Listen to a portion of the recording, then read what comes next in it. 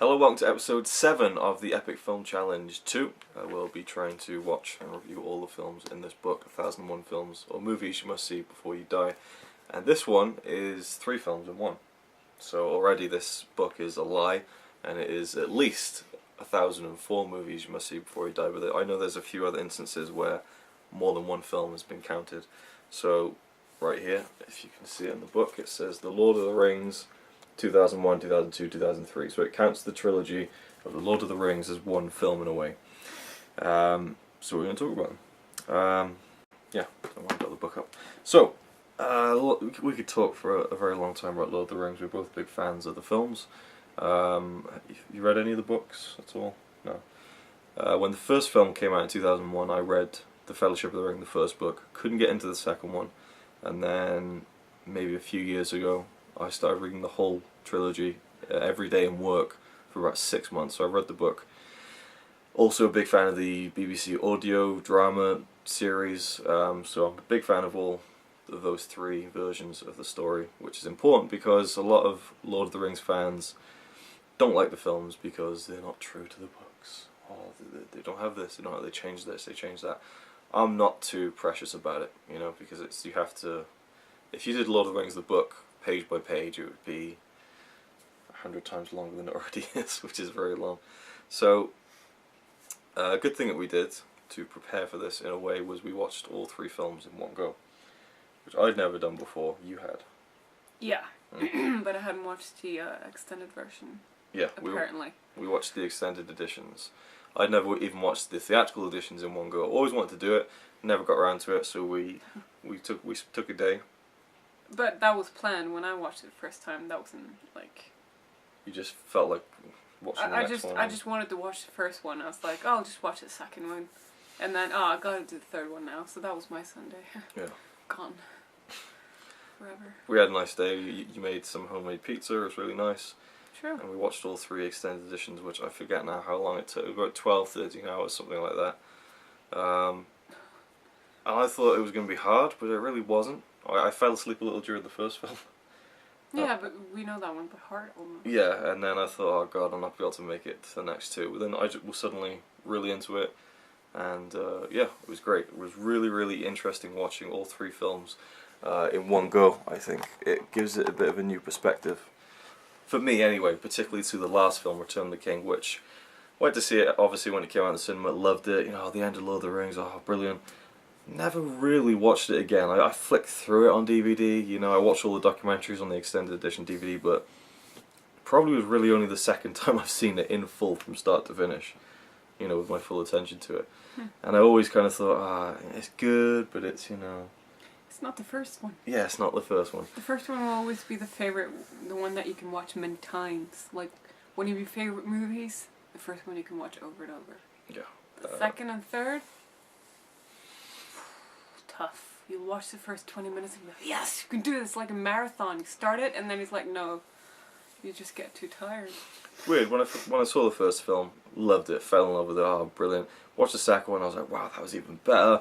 Watched the third one, I was like, oh, it was even better, yeah. But then really, once the hype died down, it was always the first film. And Connie agrees with me. A lot of people agree that the first film it's just something about it that's a lot more enjoyable than the other 2.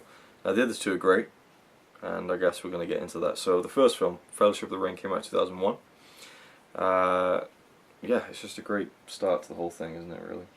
It's set up well, and it's got like a big adventure to it, which is kind of what I think the second and third film lack a little. I don't know, it seems like more ground is covered in the first film, and you've got all your favourite characters together. That's what I like the most. You have all of them together, and then the second movie, they've all split up. And so it's like Frodo and Sam. And then it's Gimli, Legolas, and Aragorn trying to find... Merry and Pippin, who are also on their own story. And Boromir is gone, and Gandalf is now white, and, and... Yeah. It's like back and forth, and Saruman, and then there's the people with the king... No, wait, that's the third one. It's so... To me, the second and third movie is almost like one movie to me.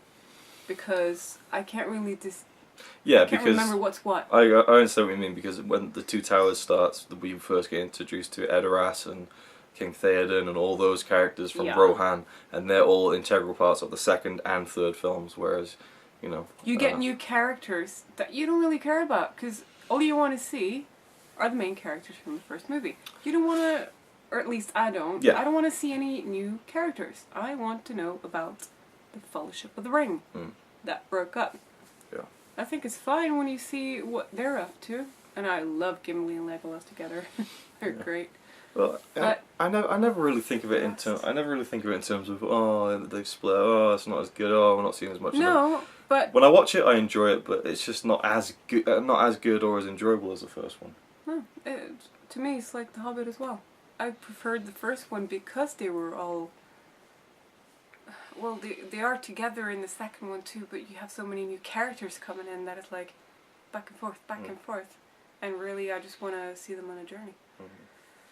Yeah, I think another thing that I found really interesting was an interview with Viggo Mortensen. I'm trying to correct my pronunciation there. Viggo. Okay. Anyway, he did an interview where he played Aragorn. He did an interview saying that he felt like the second and third Lord of the Rings films kind of got away from what made the first one special, in terms of the fact that when they first shot these films, they filmed the whole trilogy in one block for about a year or something. And then they, started editing the first film together, trying to, get people interested, blah, blah, blah. And then once it became such a huge hit, they went back every year and filmed more stuff. And he said that the second and third films were a mess at that point. It was only when they went back and started refilming things after the first film had become a success that they started moulding it together. And the second and third films, as a result, are much more digital, much more artificial in the way that Fellowship of the Ring is a lot of location work, feels more real, if you know what I mean. And I'd never really thought about it like that before. And if you analyse it, you can see the point that he makes. And he kind of felt like that was the better film, and you kind of lose something once it becomes so big and digital and all that kind of thing. And he also said that with the Hobbit films, it's like that, but times 10, which is interesting. And I'm sure he said that he was approached to do a cameo in the Hobbit films, and I said no, because why would Aragorn be there? Yeah. You know? He's not born yet. Wait, no, wait. No, he would be, but he wasn't part of that story. He's like 80-something in Lord of the Rings, right? Yeah. So he'd be like teenager or 20s. I suppose, yeah. So why would he play him? I don't know. Anyway, so... Why is Peter Jackson a cameo? Yeah, Peter Jackson, of course, appears in all of the films, which I don't mind. He looks exactly the same. Now, I think the first film's great. I think the music's fantastic. The music is amazing, the trilogy. Yeah, all three films, absolutely amazing. So emotional, like I don't know what it's called, the Hobbit theme, or the Hobbiton theme that kind of comes through all the time. It's just so beautiful. Really just, the music fits the whole Middle-earth thing perfectly, I think. I think the cast is brilliant. I think they cast everyone perfectly, pretty much. Elijah Wood, amazing. Just absolutely perfect. Sean Astin, perfect as Sam, and if you see the documentaries, he's kind of like Sam in real life a little bit, overbearing, likes to take control of it, but everyone else, John Rhys-Davies as Gimli, hilarious, Orlando Bloom as Legolas, kind of suitably proper, and Merry Pippin, hilarious, Ian McKellen Gandalf, ridiculously good. Did you mention Aragorn? Well, I was going to say, he's interested in Aragorn because Viggo Mortensen wasn't going to play him originally. It was only like a couple of days before, I think they already started filming with someone else as Aragorn and it wasn't working. Or they were about to film it and it was like really last minute, like to the day. They called him up and said, can you come play Aragorn? And he was like, I don't know. And his son was a big Lord of the Rings fan and said, you better do this because this would be amazing. And so he pretty much flew down, just went right into the role kind of thing. So, and I think he was perfectly cast as well. So that's interesting that he was a last minute kind of thing. Boromir dude, Sean Bean. He has to die in the first movie, so it's fitting. He's great as Boromir. Christopher Lee as Saruman couldn't be more perfect. He's like one of the biggest Tolkien fans in the world as well. Liv Tyler. Yeah, I'd say she fits into what Arwen is. I mean, they expanded the role of Arwen hugely in the film. She's not really that much of a presence in the books. To whisper all the time. Mr. Anderson. And who? I remember when that came out. Weird. Yeah, I remember when that came out, and I was like, really, him as an elf? But yeah, he's good. You know, he's not really. I mean, in The Hobbit, they were very like specific about all the elves needed to be very pretty and beautiful. Sorry, but it's like. He's got the. Not like in The Hobbit, is it? Oh. It's not the same, like, not very model kind of guy. You're not bad looking. I'm saying you in case you are watching this. He wouldn't watch this. No. I'm just saying, not bad looking. It's just not elf material. Not elf material. Well, I thought he was good anyway. Legolas is a good elf. Yeah, Pretty boy. He fits the bill perfectly. I'm surprised they didn't cast Leonardo DiCaprio. I'm kidding. And for anyone playing along at home or with a drink in their hand, every time I say perfect or perfectly, you can feel free to take a drink. What else can I say about the first? Yeah, the first one was just such a huge adventure. So many locations, and it's just so much fun every single time. And it was just amazing back then seeing CGI like that. Really. Yeah, but it was all augmented within the practical stuff. Like a lot of those big buildings are real. Like, you know, the scene where they go through the river and there's those huge statues with their arms out like that. They're real. They were made. They called them bigatures in the documentaries because they're miniatures, but they're huge, like 8-9 foot tall. You know, so much stuff was done and built for real. And yeah, there's CGI a lot, but it's CGI from 2001. That great. It's like he took it a step. Definitely, I think you can tell on the Blu-ray watching it. There's a few things that the seams start to come away a little bit, but it is very impressive for the time. It's 14 years old. Of course, sorry, my nose is really itching, but of course, Ian Holm as Bilbo, perfect again. I mean, he's so good, and he played Frodo in the BBC radio adaptation. So that's really an interesting link there. But he's just there's something about his performance that is so good because he's portraying both the kind of the lightheartedness of Bilbo, you know, just having fun, like shocking everyone at the party by disappearing and stuff, and it's like but then also that darkness from him having the ring for so long, and just that little moment where he's almost turned into Gollum, and then of course the classic. That scared me so much. It's a classic moment. When that happened, I my heart like. And again, you'd think they did that with CGI, right? Well, they kind of they digitally tinkered with it, but they actually built a full size puppet of the, you know, so that bit's actually real. I mean, it's digitally put into the shot. Why didn't you just put makeup on? Well, because it was just such a flash of a scene that it's supposed to be very quick and to go straight away, I guess. Anyway, so yeah, The Fellowship of the Ring is a brilliant film, 10 out of 10, one of my favourite films ever. Love it. Even the ending, you know, it's kind of sad with Boromir dying, they all split off and stuff, but there's still a kind of a hope there as well. That's not the saddest part. What? Gandalf. Cry. Yeah, I suppose that's sad. That is by far like, that still gets me, even though I know what happens. And up until last year maybe? Or the year before? A few years ago, yeah. I have always thought that he says, "Run, you fools." When I said it's "fly, you fools," you were like, "No." Fuck off. Why would he say fly? They don't fly. So I put the subtitles on, and she was like, "No, they must have." You still didn't get it, and you couldn't, and it took you. I couldn't believe it. You had to watch it over and over again to get. Yeah, to listen to it. Fly, fools.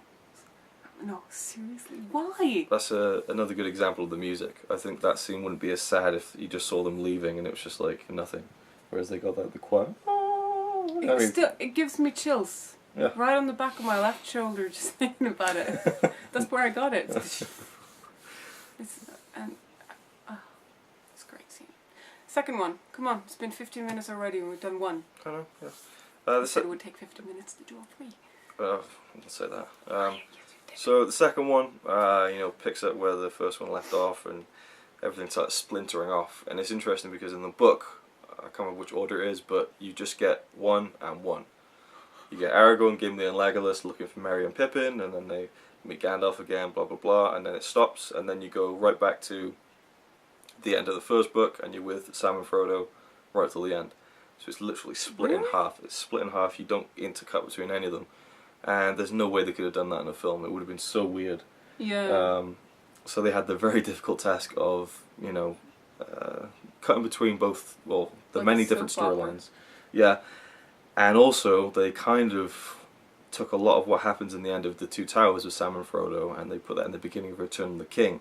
So something I noticed when we watched all three of them was it felt like in The Two Towers it gets to a point where the Sam and Frodo stuff starts tapering off a little bit. Like we just get a little bit here, a little bit there, and it's not as... And then you got the Helm's Deep battle, which is so huge and so much time is spent on. You kind of get a little disconnected from the Sam and Frodo storyline for a bit too long for my liking. And then we have Gollum / Smeagol, played by Andy Serkis, and again, I think for its time, the digital effects for Gollum were unbelievable. Yeah.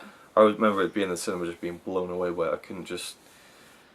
Yeah, I wasn't looking at it as effect, I was looking at it as a character, and it was just ridiculous, and it still holds up today. I wish I knew you back then, because back then when I watched movies like that, I didn't really like... I was just enjoying the movie. I never looked like, oh, look at the CGI. I didn't know what the CGI was. I was more like, wow, that looks really real. And I never stopped to think like, how do they do that? I just accepted it for what it was. Yeah. And again, I think you can look at what they did with Gollum in the Hobbit, the first Hobbit film, and you could say, wow, it's so much better now, but it still holds up. Just a very quick thing I love about the film is when they're sitting down cooking rabbit or something. Sam and Gollum are getting into an argument, and Gollum just goes pfft, like that, and a big glob of spit just flies across. And that was Andy Serkis' actual spit. He said in Ducker, he was like, "Oh, at least my spit was on screen." But he gives an amazing performance as well. Doing the motion capture stuff, which they use to base the animation off, and obviously the voice performance. The Helm's Deep battle, I think, is brilliant. Such an epic, drawn out, massive scale thing that's just so impressive. And that's when because I'm thinking about the last movie now. This is the one where it's raining, it's night, and it's the big curved and Gimli wall. gets like a thing to stand on, and that's when they start counting. He doesn't get a thing to stand on, but Legolas says, "Shall I get you something to stand on?" Yeah, when they're counting and they... That's when I fell in love with the relationship between Gimli and Legolas. Yeah. And they were like counting and... they were just great. Yeah. I think Tolkien purists are really annoyed by that scene when Legolas kind of floats down the stairs on the shield, riding it like a surfboard with the... And then they do the same thing with him in The Hobbit. Yeah, but it's a film, it's just entertainment. And he's supposed to be magical. I mean, again, if it was like the books, you'd have to stop every 5 minutes to for a character to sing like a 3-page song. And we didn't talk about Galadriel. Again, see, there's just so many great characters, and again, as you said, she was great too. Cate Blanchett, really otherworldly, and yeah, just fits the bill perfectly for Galadriel. And an elf. So yeah, Two Towers is great. What else is there? We've got Treebeard, very plodding and slow character, also voiced by John Rhys-Davies, who plays Gimli, and he does a good. Really? Yeah. And I like how he talks when he breathes in as well as he breathes out. Yeah, it really suits the look of the character. Like that. But I'm glad he does, or it would take ages. We have, what's his name? Brad Dourif, who plays Wormtongue, and he's just great as well. The guy with the dark hair who, really horrible. He's the guy who voices Chucky. Oh! Yeah. That's interesting. And, thought he looked familiar. Looked familiar. He doesn't actually... Well, I guess he was in the last Chucky movie, wasn't he, actually? Yeah, and... With dark hair. And a little bit... Oh, of course, he's in the first film, isn't it, at the beginning? When he... Yeah. Oh, sorry. My mistake. I'm sure there's someone else I'm thinking of in Two Towers. Theoden. Oh, what's his name? Bernard Hill. He's also great as Theoden. And, again, loads of other characters. Brother of Boromir? Yeah, Brother of Boromir, Faramir. I forget the guy's name. David something. Who's Theoden? Theoden Bernard Hill. Oh, you don't know who Theoden? He's the king of Rohan. Oh, Edoras, that guy. you know. Yeah. Oh, that's another thing. Edoras, I think, is just one of the best sets and movie locations of all time. Edoras, this little kind of village on top of a hill in the middle of a valley, and they found a spot that was just perfect for it. And you got this. Oh, it's unbelievable. They went there like 6 months prior and built this whole thing. It's just ridiculous. It's just so good, and again, makes you feel like you're there. And yeah, you could say, oh, the CGI gets heavier in the second and third films, but that location is amazing. I gotta say about that king, dude, when Gandalf comes in, like, you know, frees him from his possession by Saruman. And the transition from when he's like old and frail, dying, and then he turns into him. I don't blink when that happens. I'm like, I just want to see every change because it's so smooth. It's really, really well done. Yeah. I love that. Well, I remember when I went to see that in the cinema, that moment gave me such, like, you know, you get that thing in your chest, like, oh, you know. Mm. But on repeat viewings, it doesn't really give me that anymore. That was always disappointing, because in the cinema, it just got me so much. There was like 3 or 4 moments where I was like, oh my god, that was amazing. Every time I watch it again, it would lessen slightly, but I still think it's a great film. Just not as good as the first one. Then finally, we have Return of the King. Mm. And I have to say, I think I've only seen that one 2 or 3 times. Yeah, but I'm a much bigger fan of it now because we watched it 1, 2, 3. Yeah. There was something about it. It was just such an epic story, and it didn't feel too long. I mean, obviously, it felt long because we were watching it all day. But I mean, the payoff felt better because we'd been watching it from the beginning. You know, it wasn't like, oh, I'll watch one now and another one in a couple of weeks. You know, we had everything fresh in our minds as it just kept going and going. Return of the King, yeah, great watching it all with all 3 films. The battle at the end is so huge and big. I think it kind of gets away from the story a little bit, maybe. But overall, I just think it is. And again, there's the people who say that it has like 6 endings. You know, I was actually counting as I was watching it this time. There are about 4 places where it could have justifiably ended. You know, like it keeps fading out to black, then it comes back, and then it fades out to black, and then it comes back again. And you're like, oh my god. And there's that great story where Elijah Wood said he talked to Jack Nicholson after the screening. And he said, what do you think of it? He's like, oh, I left about half hour before it finished. Too many endings. You know? I hate that part with, is it Merry? Or is it Pippin? When he's like, he's slaving himself to that king dude. Oh yes, Pippin, yeah. Pippin. And when he's singing to him, I love his singing. It's such a great part with him singing. But that damn king, the way he's like... Denethor, yeah. Eating. It's so disgusting, and I know it's supposed to be, but it's like... Yeah. The guy who plays him, Denethor, is brilliant because I just hate him. I just hate him. He's such a... What? You hate the actor, or you hate the characters? Okay, character. Good. Yeah. And he just plays that just... you know, stubborn, you know, can't reason with, just prick, you know. But again, you also feel for him because his son's died and stuff. But then again, you get that flashback in the extended edition where he just... Yeah, but he's a psycho. It's like you wanted his son to die. Oh yeah, of course, yeah, when Faramir gets pulled back from the battle and he tries to burn him alive and stuff. And... Just keep her head in my... Oh, never mind. She has to distract us every time. Yeah. The whole Frodo-Sam story, I think, is reaches its peak, obviously, in this, but it's just so powerful once you get to the end of it, where, you know, literally carrying Frodo up the last steps up to the, you know, Mount Doom, and you've seen them, you know, all fresh-faced and with their backpacks on, leaving the Shire, you know, just about 8 hours before, and it's like, oh, if I take one more step, this will be the furthest away from home we've ever been, and then suddenly they're just like at the absolute lowest ebb, just almost dead, pretty much, you know, and it's just such an emotional ride, really. I definitely think that one or both of them should have been nominated for an Oscar. It's that quality of acting, I think, that was so good. And then Gollum.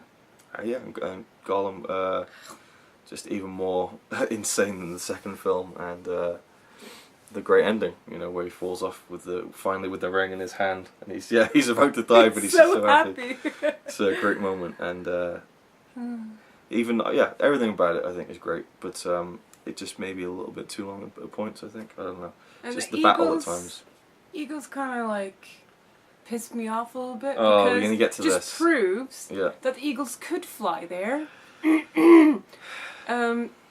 But they couldn't be bothered flying Frodo all the way to the thing.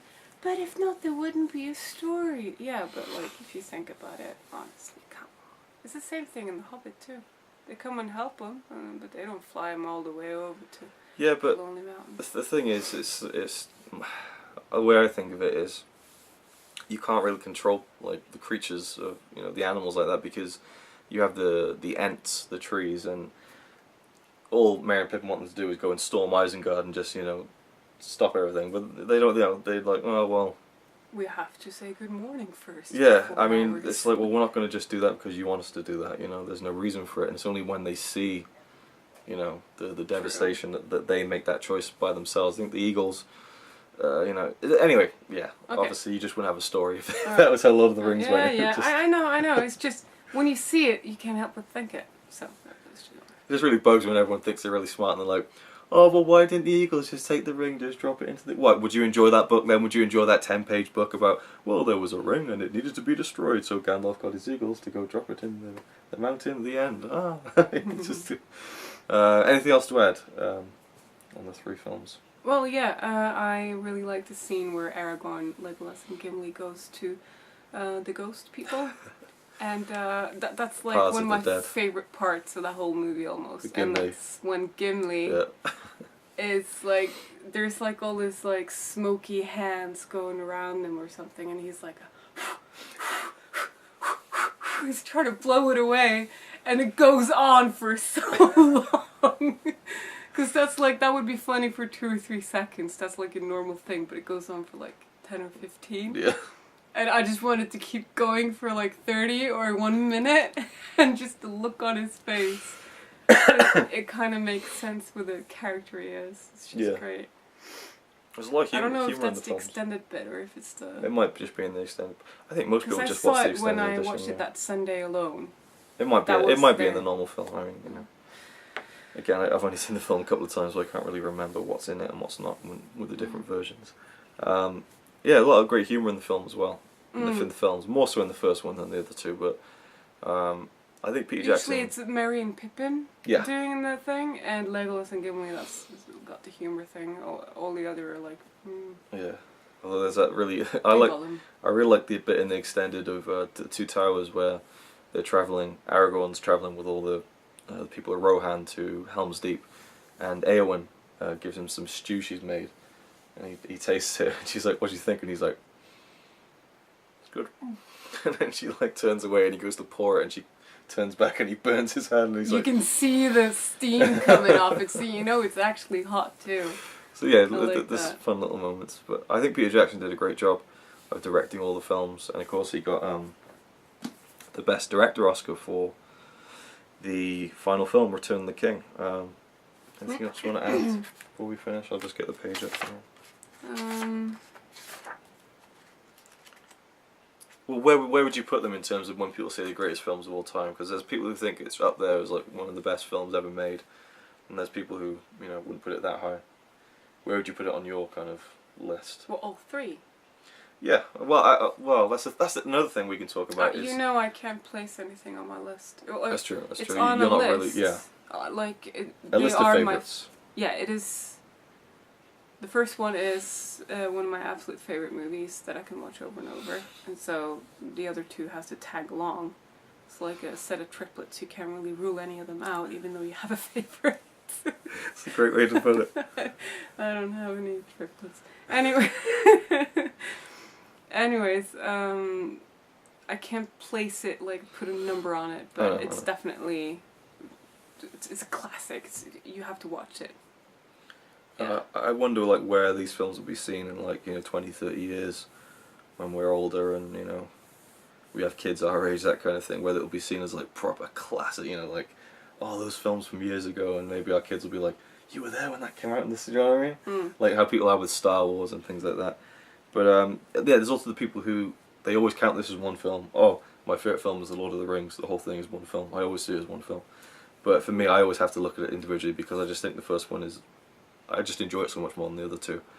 And we can put on Fellowship of the Ring anytime and just enjoy it. And yeah, it's hard to just pick up 2 and watch it on its own, or 3 and watch it on its own. Do you think we'd watch the trilogy again in one go? You know, I think it'd be cool to do At that. some point, I Make like think we should. every year, every couple of years, maybe something like that. It is really Not is every great. year. That's possible, but I mean every you know once in a while at least. I think anyone who hasn't done it definitely recommend it. It was a great experience. I really enjoyed it, and the ending, yeah, was just so much better because we watched it all in one go. And as I said, The Return of the King just swept up at the Oscars, won Best Picture, Best Director, Best Writing, Best Editing, Best Art Direction, Costume Design, Makeup, Best Original Song, Best Sound, Best Visual Effects, Best Music. It just completely annihilated everyone at the 2004 Oscars.